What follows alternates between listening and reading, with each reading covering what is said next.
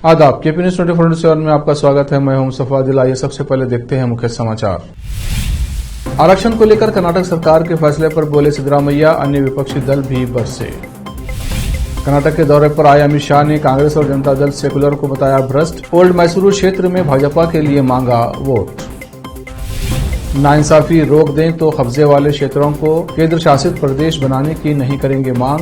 सीमा विवाद पर बोले संजय रावत। कांग्रेस में वापसी पर गुलाम नबी आजाद का यूटर्न, कहा ऐसी खबरें साजिश का हिस्सा। राहुल गांधी की सुरक्षा और बढ़ेगी, दिल्ली पुलिस और कांग्रेस के नेताओं की घंटों तक चली मीटिंग। गुजरात के हाईवे पर हुई भयानक घटना, 9 की हुई मौत, 28 हुए घायल। बस चालक को आया था हार्ट अटैक।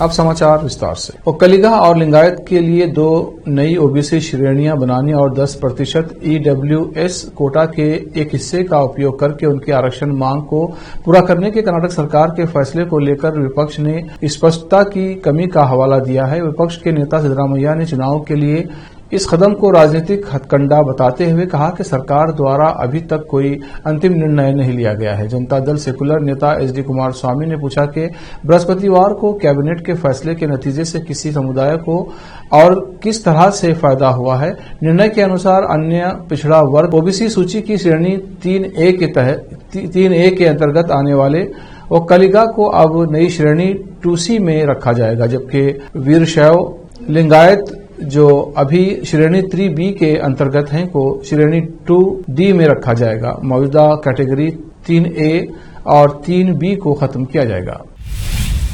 चुनावी राज्य कर्नाटक में केंद्रीय गृह मंत्री अमित शाह ने विपक्षी दल कांग्रेस और जनता दल सेकुलर दोनों को परिवारवादी कहा और मांड्या एवं पुराने मैसूरू क्षेत्र के लोगों से राज्य में बहुमत की सरकार बनाने के लिए भाजपा का समर्थन करने को कहा। भाजपा को ओक्कलिगा बहुल ओल्ड मैसूरू क्षेत्र में कमजोर माना जाता है और 2023 के विधानसभा चुनाव में पूर्ण बहुमत हासिल करने के लिए पार्टी इस क्षेत्र पर ध्यान केंद्रित कर रही है। शाह ने कहा जनता दल एस कांग्रेस और कांग्रेस जनता दल एस काफी हो चुका, इस बार मांड्या मैसूरू क्षेत्र में भाजपा को पूर्ण बहुमत से जीत दिलानी चाहिए। कांग्रेस और जनता दल सेकुलर दोनों परिवारवादी पार्टियां हैं, वे भ्रष्ट पार्टी हैं। राज्य में भाजपा की चल रही है जनसंकल्प यात्रा के तहत एक विशाल जनसभा को संबोधित करते हुए उन्होंने कहा हमने दोनों दलों के प्रशासन को देखा है और जब कांग्रेस आती है तो कर्नाटक दिल्ली का एटीएम बन जाता है और जब जनता दल सेकुलर आता है तो ये एक परिवार के लिए एटीएम बन जाता है। इन दोनों पार्टियों ने बार बार भ्रष्टाचार के माध्यम से कर्नाटक की प्रगति को रोका है। परिवारवाद और भ्रष्टाचार से मुक्त होने का समय आने की बात कहते हुए शाह ने लोगों से भारतीय जनता पार्टी को एक बार पूर्ण बहुमत के साथ सरकार बनाने और डबल इंजन सरकार लाने का अवसर देने को कहा। उन्होंने कांग्रेस और जनता दल सेकुलर दोनों पर भ्रष्ट सांप्रदायिक अपराधियों के रक्षक होने का आरोप लगाते हुए कहा मोदी जी के नेतृत्व में अगले 5 वर्षों में हम कर्नाटक को प्रगति के पथ पर आगे ले जाएंगे। कांग्रेस आती है तो कर्नाटक दिल्ली का एटीएम बन जाता है और जेडीएस आती है तो एक परिवार के लिए एटीएम बन जाता है। बारी बारी ये दोनों पार्टियों ने भ्रष्टाचार कर कर्नाटक के विकास को रोकने का काम किया है। कर्नाटक राज्य में पत्रकारों के संगठन Karnataka state union of working journalist district Yadgir की ओर से डिस्ट्रिक्ट स्टेडियम यादगीर में जिला स्तर के वार्षिक खेल प्रतियोगिताओं का आयोजन किया गया। उद्घाटन और समापन समारोह में डॉक्टर CB वेदामूर्ति, पुलिस अधीक्षक जिला यादगीर के अलावा अन्य गणमान्य लोगों ने भाग लिया। दोनों कार्यक्रमों की अध्यक्षता जिला अध्यक्ष पत्रकार संघ यादगीर मल्लप्पा सांकीर ने की।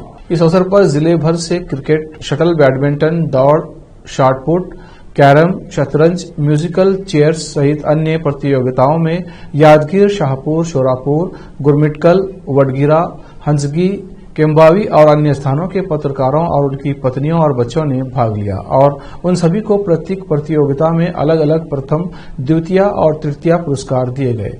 इस समारोह में यादगीर के युवा पत्रकार साजिद हयात को भी पुरस्कार दिया गया। यादगीर के युवा पत्रकार साजिद हयात ने केपी न्यूज के न्यूज एडिटर और एंकर मुस्तफा आदिल को यह जानकारी दी है। महाराष्ट्र कर्नाटक सीमा विवाद को लेकर शिवसेना नेता संजय राउत ने नया बयान दिया है।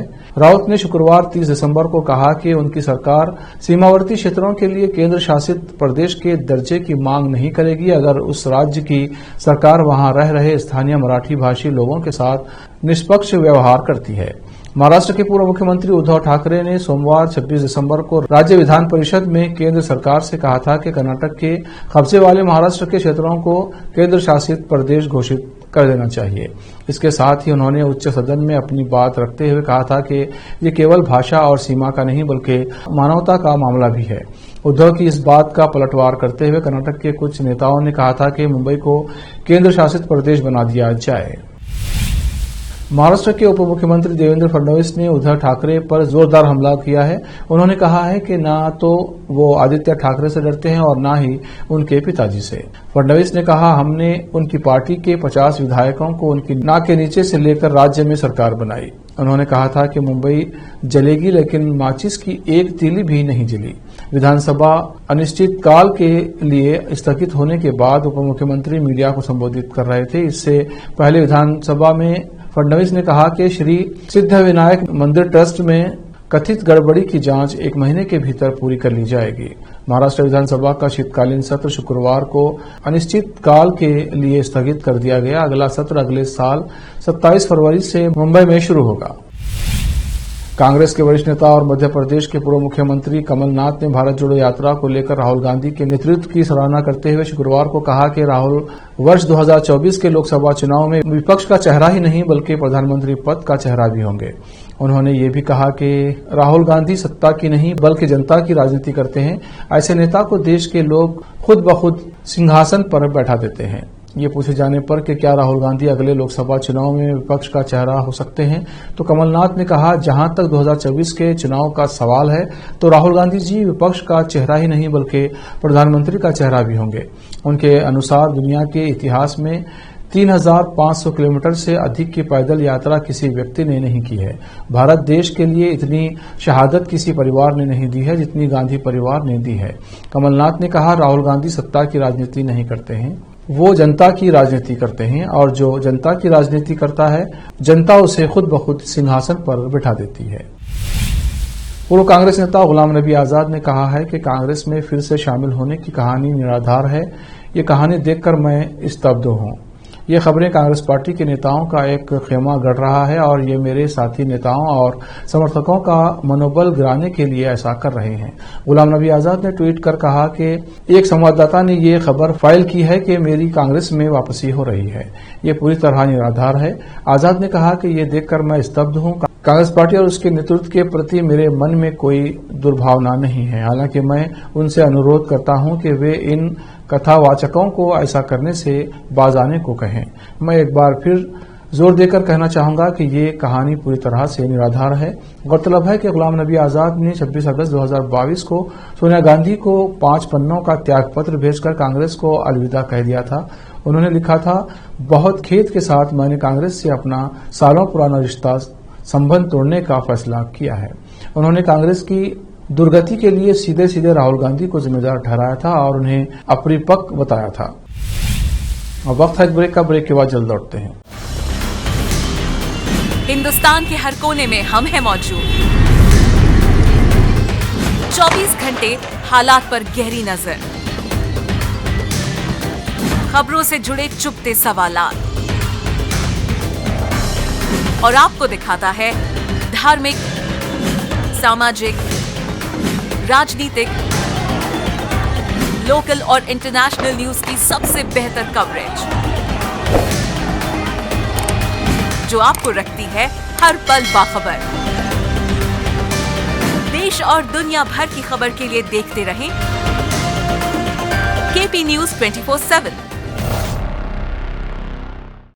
बीदर शहर के प्रसिद्ध Hindi news channel KP news 24/7 के लिए फुल टाइम या part time good looking female news anchor की जरूरत है।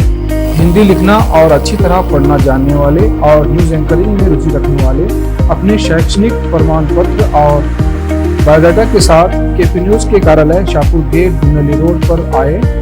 शैक्षणिक योग्यता और एंकरिंग की योग्यता देखने के बाद सैलरी फिक्स की जाए। न्यूज़ एंकरिंग में रुचि रखने वालों के लिए सुनहरी मौका। इसके अलावा बीदर जिले के सभी तालुकों से और तेलंगाना, आंध्र प्रदेश, महाराष्ट्र के क्षेत्रों से केपी न्यूज़ के लिए रिपोर्टर्स और न्यूज़ राइटर्स की जरूरत है। मीडिया रिपोर्टिंग और न्यूज़ लिखने का अनुभव रखने वाले लोग केपी न्यूज़ के कार्यालय पर आएं या इस ईमेल आईडी पर अपना बायोडाटा भेजें kpnews24/gmail.com। अधिक जानकारी के लिए इन नंबर्स पर संपर्क करें 8088830876 9945283920। दुनिया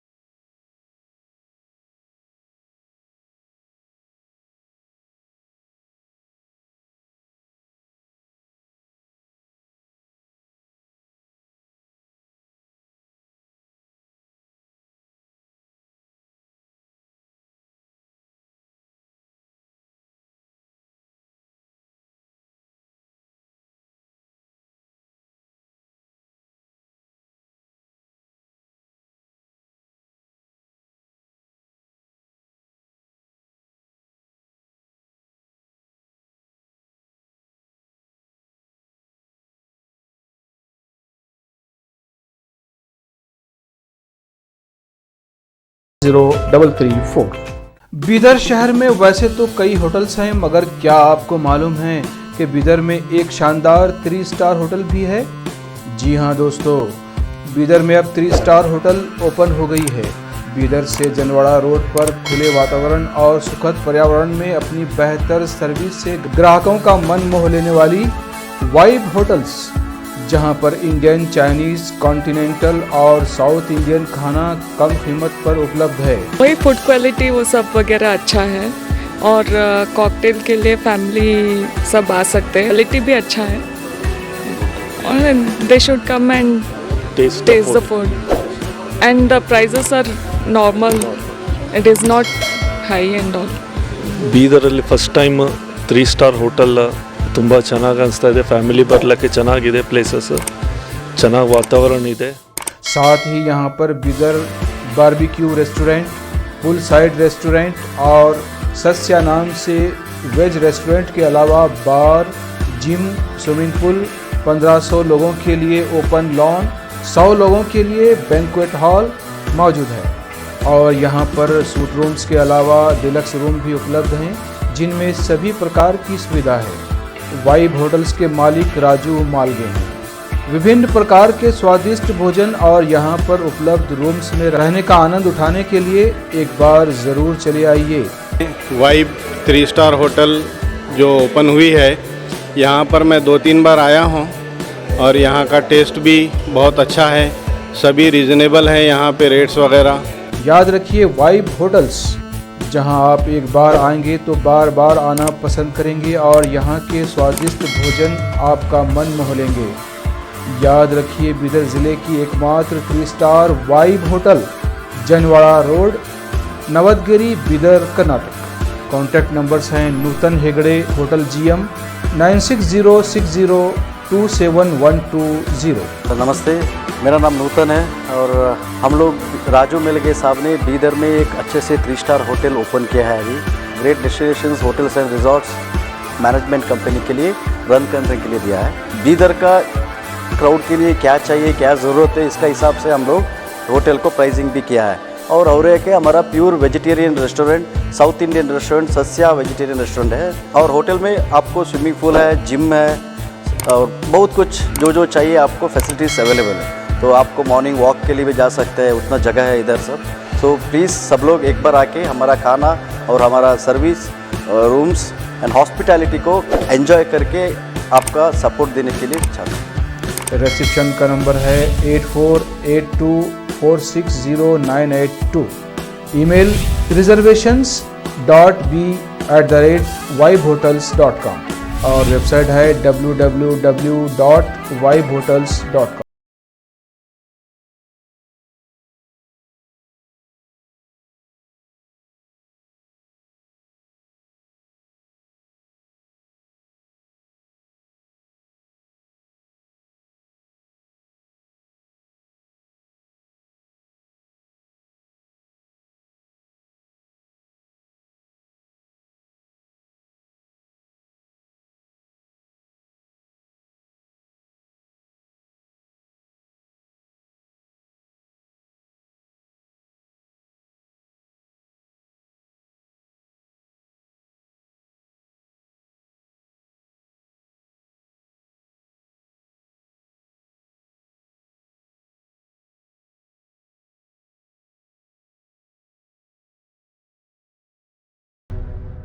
ब्रेक के बाद फिर एक बार आपका स्वागत है। आइए देखते हैं आगे के समाचार। सैंड आर्टिस्ट सुदर्शन पटनायक ने नरेंद्र मोदी की मां की मूर्ति बनाकर उन्हें श्रद्धांजलि दी है। हमेशा ऐसा होता है कि जब सुदर्शन पटनायक खास मौके पर लोगों को अपनी कला से याद करते हैं। अभी हाल ही में उनके द्वारा बनाए गए आर्ट को काफी सराहा गया है। सोशल मीडिया पर इस आर्ट को बहुत ही ज्यादा पसंद किया जा रहा है। हमेशा देखा जाता है कि सुदर्शन पटनायक की कला को लोग बहुत ही ज्यादा पसंद करते हैं।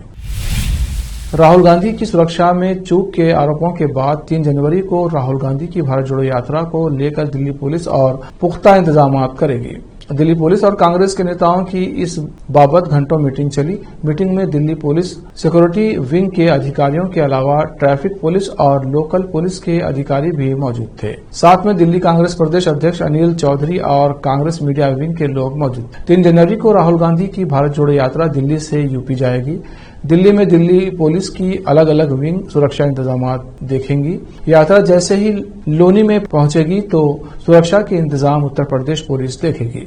राहुल गांधी की 3 लेयर की सुरक्षा पहले से होती है। सीआरपीएफ, दिल्ली पुलिस की सिक्योरिटी विंग, लोकल पुलिस के साथ ट्रैफिक पुलिस, जैमर और सुरक्षा कर्मियों से लैस तमाम गाड़ियां मौजूद रहती हैं। पुलिस सूत्रों के अनुसार राहुल गांधी के पास चलने वालों की लिस्ट कांग्रेस नहीं देती है। इसके कारण दिल्ली पुलिस राहुल गांधी घेराबंदी के लिए जो रस्सी का घेरा बनाती है उसमें ज्यादा लोग घुस आते हैं।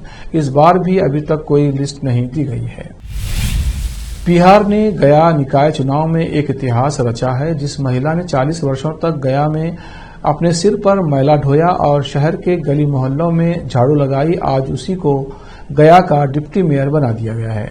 ऐसा नहीं है कि बिहार के गया में ऐसी घटना पहली बार हुई है। इसके पहले भी पत्थर तोड़ने वाली मुसहर जाति की महिला भगवतिया देवी ने बिहार के गया का प्रतिनिधित्व देश के सर्वोच्च स्थान लोकसभा में किया है। डिप्टी मेयर के पद पर चिंता देवी ने आसीन होकर ये दिखा दिया है कि एक महिला समाज के अंतिम पायदान से होकर भी समाज के सर्वोच्च स्थान पर बैठ सकती है।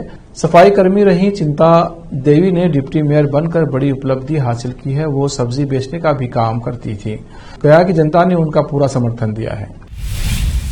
गुजरात के नवसारी जिले में शनिवार तड़के एक बस और एसयूवी कार के बीच हुए भीषण हादसे में 9 लोगों की मौत हो गई और 28 अन्य घायल हो गए हैं। सूरत में चल रहे प्रमुख स्वामी महाराज शताब्दी महोत्सव समारोह से लौट रहे लोगों से भरी एक बस ने नवसारी राष्ट्रीय राजमार्ग संख्या 48 पर एक टोयोटा फॉर्च्यूनर कार में टक्कर मार दी। बस चालक को दिल का दौरा पड़ा और उसका वाहन से नियंत्रण हट गया। इसे इलाज के लिए अस्पताल ले जाया गया, जहां उसकी मौत हो गई। कार में सवार 9 लोगों में से 8 की मौत हो गई है, जबकि बस में सवार 28 लोग घायल हो गए हैं। 11 को निजी अस्पताल ले जाया गया है। लग्जरी बस सूरत से वलसाड़ जा रही थी। नवसारी के पुलिस अधीक्षक ऋषिकेश उपाध्याय ने कहा कि दुर्घटना वेसमा गांव के पास हुई, जब एसयूवी विपरीत दिशा से आ रही थी। एसयूवी में यात्रा करने वाले गुजरात के अंकलेश्वर के निवासी थे और वे वलसाड़ से अपने गृहनगर वापस जा रहे थे। मध्य प्रदेश के मोरैना में भाजपा नेता के घर बदमाशों की हवाई फायरिंग से पूरे शहर में दहशत का माहौल है।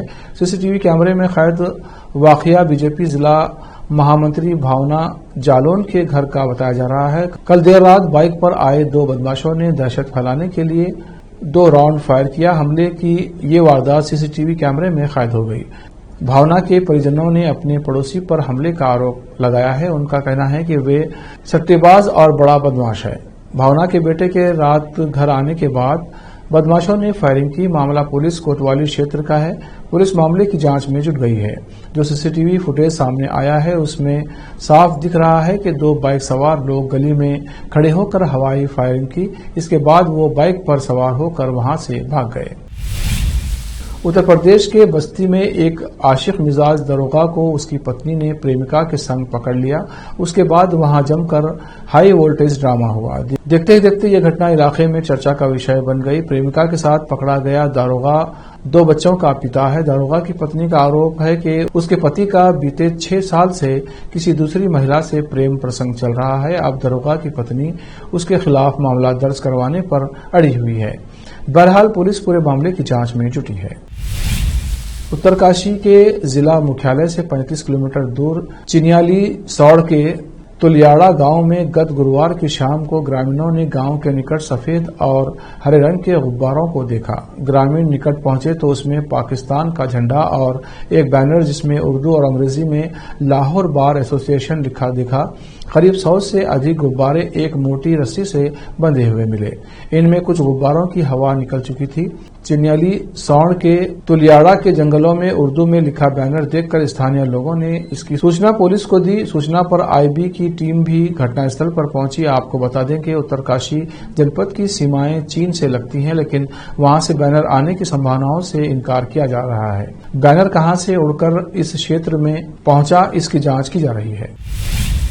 आखिर में फिर एक बार देखते हैं मुख्य समाचार। आरक्षण को लेकर कर्नाटक सरकार के फैसले पर बोले सिद्धरामैया, अन्य विपक्षी दल भी बरसे। कर्नाटक के दौरे पर आए अमित शाह ने कांग्रेस और जनता दल सेकुलर को बताया भ्रष्ट। ओल्ड मैसूरू क्षेत्र में भाजपा के लिए मांगा वोट। नाइंसाफी रोक दें तो कब्जे वाले क्षेत्रों को केंद्र शासित प्रदेश बनाने की नहीं करेंगे मांग। सीमा विवाद पर बोले संजय रावत। कांग्रेस में वापसी पर गुलाम नबी आजाद का यूटर्न, कहा ऐसी खबरें साजिश का हिस्सा। राहुल गांधी की सुरक्षा और बढ़ेगी, दिल्ली पुलिस और कांग्रेस के नेताओं की घंटों तक चली मीटिंग। गुजरात के हाईवे पर हुई भयानक घटना, 9 की हुई मौत, 28 हुए घायल। बस चालक को आया था हार्ट अटैक।